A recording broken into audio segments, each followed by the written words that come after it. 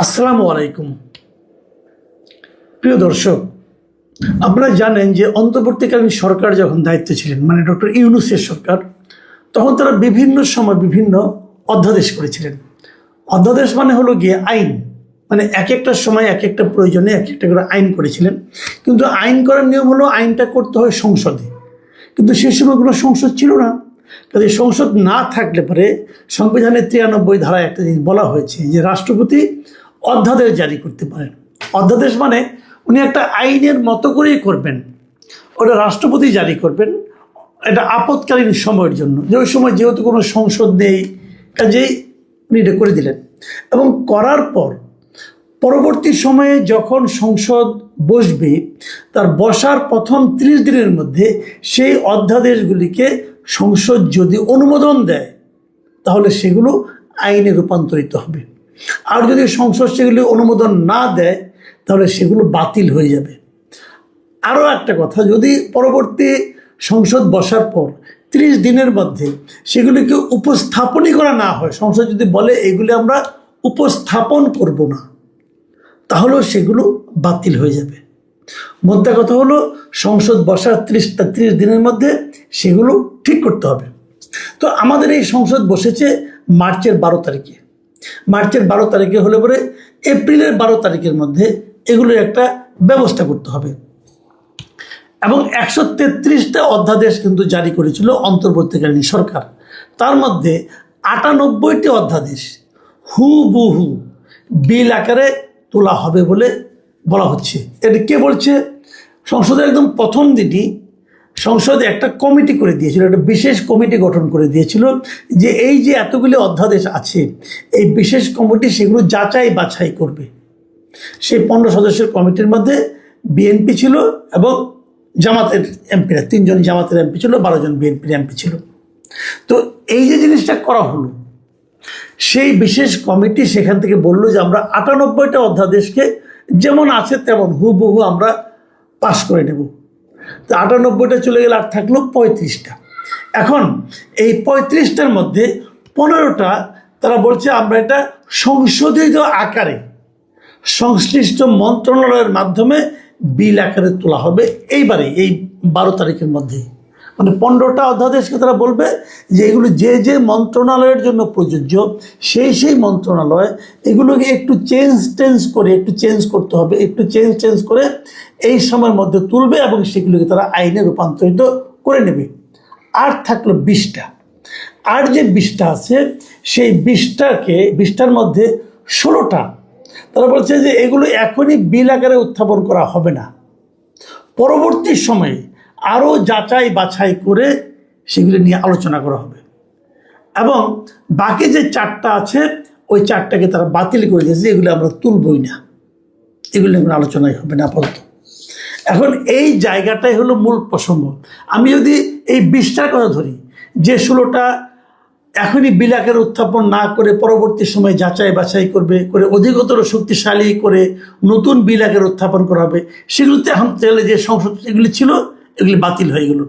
আর যে 4টা একদম বাতিলই করে দিল, ওগুলি এখন সংসদে বিল আনয়ন করা হবে না, রহিত করে দেবে, সংসদে বিল তুলবে, এগুলি বাতিল করে দাও, সেগুলো বাতিল করে দেবে। এখন এই 4টা কি? এই 4টার মধ্যে প্রায় সবগুলি বিচার বিভাগ সংক্রান্ত, মানে বিচার বিভাগের স্বাধীনতা নিশ্চিত করার জন্য কয়েকটা অধ্যাদেশ জারি করা হয়েছিল। যেমন সুপ্রিম কোর্টের বিচারক নিয়োগ, সুপ্রিম কোর্ট সচিবালয় অধ্যাদেশ, সুপ্রিম কোর্ট সচিবালয় সংশোধন অধ্যাদেশ, এইগুলি জারি করা হয়েছিল। বেসিক্যালি এগুলোই তারা রহিত করে দিচ্ছে, মানে একদম বাতিল করে দিচ্ছে, এরকম 4টা। এখন এই যে 4টা বাতিল করে দিল, এগুলি বেসিক্যালি কিন্তু বিচার বিভাগের স্বাধীনতার সঙ্গে সংশ্লিষ্ট। এখন তাহলে কি এই সরকার বিচার বিভাগের স্বাধীনতা চায় না? এটা কিন্তু একটা বড় প্রশ্ন। আমরা দেখেছি যে বিভিন্ন সময়ে এই বিচার বিভাগের স্বাধীনতার কথা সবাই বলে, কিন্তু যখন যে ক্ষমতায় যায় সে যে প্রথমেই বিচার বিভাগের স্বাধীনতাকে খর্ব করতে চায়। মানে তারা চায় যে বিচার বিভাগ সরকারের ইচ্ছা মতো চলবে, সরকারের পছন্দ অনুযায়ী বিচারক নিয়োগ করা হবে, সরকার যেভাবে চাইবে সেভাবে রায় আসবে, এই ধরনের একটা আকাঙ্ক্ষা ক্ষমতায় যে যায় তার মধ্যে আমরা এর আগে দেখেছি। শেখ হাসিনাও তাই করেছেন। সুপ্রিম কোর্টের বিচারক কাকে নিয়োগ করা হবে, কি সমাচার, এগুলি সব তাদের ইচ্ছা অনুযায়ী, হাসিনার ইচ্ছা অনুযায়ী হতো, ওভাবে রায়ও আসতে পারে অনেকে বলে থাকেন। তো সেই জিনিসটা অন্তর্বর্তীকালীন সরকার এসে কিন্তু পাল্টে দিয়েছিল যে অধ্যাদেশের মাধ্যমে। সেই অধ্যাদেশগুলো এখনই বাতিল করে দেওয়ার যে মানে কথা বলা হচ্ছে, সেই জিনিসটা কিন্তু আবার এই বর্তমান যে সরকার এসেছে তাদের মন মানসিকতা, তাদের ইন্টেনশনকে কিন্তু কোনো না কোনোভাবে প্রকাশ করছে, এবং এটা নিয়ে ব্যাপক প্রতিবাদ হয়েছে। এবং এই প্রতিবাদ নিয়ে মানে অলরেডি আগামী শনিবার দিন রাজপথেও বিরোধী দল, বিশেষ করে জামাত, এনসিপি এরা রাজপথে নামবে বলে হুমকিও দিয়েছে, কর্মসূচিও দিয়েছে। সম্ভবত এটাই হতে যাচ্ছে এই সরকারের বিরুদ্ধে প্রথম রাজপথের আন্দোলন। এই জিনিসটা সরকার কেন করছে এটা এখন আমার কাছে ক্লিয়ার না, কিন্তু আমি মনে করি এটাকে রহিত করার কোনো দরকার ছিল বলে আমার কাছে মনে হয় না। সরকার এটা করে কার পারপাস সার্ভ করছে অথবা কিভাবে তারা বিচার বিভাগের স্বাধীনতা চায় বলে প্রমাণ করছে, এটা আমি আসলে বুঝতে পারিনি। এর বাইরে যে 16টা তারা পরবর্তী সময়ে উত্থাপনের সিদ্ধান্ত নিয়েছে, তার মধ্যে আছে গুম প্রতিরোধ ও প্রতিকার কমিশনেরই, দুর্নীতি দমন কমিশন, জাতীয় মানবাধিকার কমিশন অধ্যাদেশ, পুলিশ কমিশন অধ্যাদেশ এবং গণভোট অধ্যাদেশ। এগুলিকে তারা বলছে যে এগুলি এখন আপাতত উপস্থাপন করা হবে না, পরে করবো আমরা। এখন উপস্থাপন না করা মানে হচ্ছে এগুলো আর কার্যকর থাকছে না। এখন এগুলো নিয়ে আপনারা এর মধ্যে অনেক পত্রিকায় লেখা পাবেন, মতামত পাবেন, বিশ্লেষণ পাবেন, এগুলো নিয়ে আপনারা পড়তে পারেন। আমার মনে হয় এর মধ্যে আমি সোহরাব হাসান ভাইয়ের একটা লেখা দেখলাম প্রথম আলোতে, আপনারা ওটা যদি পড়েন মোটামুটি একটা ধারণা পেয়ে যাবেন যে কী কী অধ্যাদেশ তারা এখন উপস্থাপন করছে না, পরে করবে, এগুলো দেখবেন। তো সোহরাব হাসান ভাই লেখাটা আপনার সবাইকে পড়ার অনুরোধ করছি। কিন্তু ওখানে আমি আজকে যে আলোচনাটা করবো একটা বিষয়, সেটা হলো গণভোট অধ্যাদেশ নিয়ে। এই বিষয়টা নিয়ে সোহরাব ভাই তেমন কিছু বলেননি, অথচ আমার কাছে মনে হয়েছে যে গণভোট অধ্যাদেশ নিয়ে যেহেতু সোহরাব ভাই অথবা অন্য কোনো আমি কোথাও কোনো লেখা পাইনি, কাজে আমি সিদ্ধান্ত নিচ্ছি এটা নিয়ে আপনাদের সঙ্গে আমি একটু কথা বলতে চাই যে গণভোট অধ্যাদেশটা কী আসলে। গণভোট, রাষ্ট্রপতি বলেছিলেন যে গণভোট দেওয়া হবে জুলাই সনদ বাস্তবায়নের জন্য, এবং এই জন্য উনি একটা অধ্যাদেশ জারি করেছিলেন। মজার ব্যাপার হলো রাষ্ট্রপতির আসলে এই ধরনের কোনো অধ্যাদেশ জারি করার এখতিয়ারই নেই। আপনি অধ্যাদেশগুলি পাশ করেন, কোনো সমস্যা নেই, কিন্তু যেটা উনি অধ্যাদেশ করতেই পারেন না, যেটা অধ্যাদেশই হয় না, সেটা আপনি পাশ অথবা বাতিল কীভাবে করবেন? মানে 93 সংবিধানের 93-এর এক ধারায় বলা আছে যে আপনি করতে পারবেন, অধ্যাদেশ রাষ্ট্রপতি জারি করতে পারবে, কিন্তু পরে আবার ওখানে একটা শর্ত দেওয়া আছে। শর্ত হলো যেগুলো সাধারণ সময়ে আইন করা যায়, এই আইনগুলিকেই কেবল অধ্যাদেশ করা যাবে। কিন্তু গণভোট তো কোনো আইনের অংশ না, গণভোট হলো সংবিধানের অংশ। গণভোটটা আগে সংবিধানের মধ্যে ছিল, কিন্তু গণভোট আপনি আইন আকারে সিম্পল মেজরিটি দিয়ে গণভোট করা যায় না, মানে গণভোটের বিষয়টাকে, নিয়মটাকে পাশ করা যায় না। কাজে এইটা আসলে রাষ্ট্রপতি করতেই পারে না। যে জিনিসটা করতেই পারে না সেই জিনিসটা করেছেন, এবং সেটাকে এখন পাশ করার প্রশ্ন উঠছে, এটা তো পাশ হবে কীভাবে আমি বুঝতে পারছি না। কিন্তু ব্যাপারটা সেই বিচারে গণভোট কিন্তু আসলে অবৈধ অধ্যাদেশ ছিল, অধ্যাদেশ ইটসেলফ অবৈধ ছিল, এটা আমার বিবেচনা, আমি এইভাবে এটা মনে করি। তো এখন সেই জিনিসটা যদি পাশ করে নেয় তাহলে এই যে গণভোটটা হয়ে গেল, এটা কিন্তু এক ধরনের বৈধতা পায়। কিন্তু একটা অবৈধ জিনিসকে আপনি কীভাবে বৈধতা দিবেন, এটা কিন্তু একটা বেসিক কথা। 2 নম্বর কথা হলো গণভোট যেটা হয়েছে সেটা কিন্তু এক ধরনের প্রতারণা বলে আমি মনে করি। কারণ গণভোটের মধ্যে এমনভাবে প্রশ্ন সেট করা হয়েছে, সেই প্রশ্নের মধ্যে আপনি হাও দিতে পারবেন না, নাও দিতে পারবেন না। 48টা প্রশ্নের আপনাকে উত্তর দিতে হবে। যদি সেখানে 4টা প্রশ্ন আছে, এই 4টার মধ্যে কিন্তু অনেকগুলি প্রশ্ন আছে। তো এই সবগুলি প্রশ্নের উত্তর আপনি হয় হা দিবেন, তাহলে না দিবেন। হা দিলে সবগুলি হা, না দিলে সবগুলি না। এটা তবে কীভাবে সম্ভব? একসঙ্গে এতগুলি প্রশ্নের কি একটা হা অথবা না দিয়ে উত্তর দেওয়া যায়? যায় না। কিন্তু আমি একটা উদাহরণ দিয়েছিলাম, বেশ কয়েকবার আমি দিয়েছি, বিভিন্ন জায়গায় আমি দিয়েছি। সেই উদাহরণটা আমি আপনাকে আবার দিই আপনাদেরকে। তো সেই উদাহরণটা হলো, ধরেন আপনাকে একজন কেউ নাস্তার দাওয়াত দিল, টেবিলের মধ্যে বড় প্লেটের মধ্যে নাস্তা আছে, ফলমূল আছে, ডিম আছে, রুটি আছে, সব কিছু আছে, আবার তার সঙ্গে 1 পেগ হুইস্কিও আছে। এখন আপনাকে বলা হলো এই সবগুলি মিলিয়ে হলো আপনার প্যাকেজ, নাস্তার প্যাকেজ।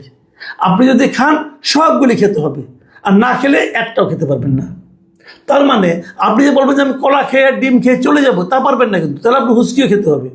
আবার আপনি যদি বলেন যে আমি তো মুসলিম, আমি তো হুইস্কি কীভাবে খাবো না, তা হবে না। খাইলে সবগুলি খান, না খেলে একটা খেতে পারবেন না। তাহলে হয় আপনি না খেয়ে ক্ষুধার্ত থাকবেন, অথবা আপনি হারাম খাবেন।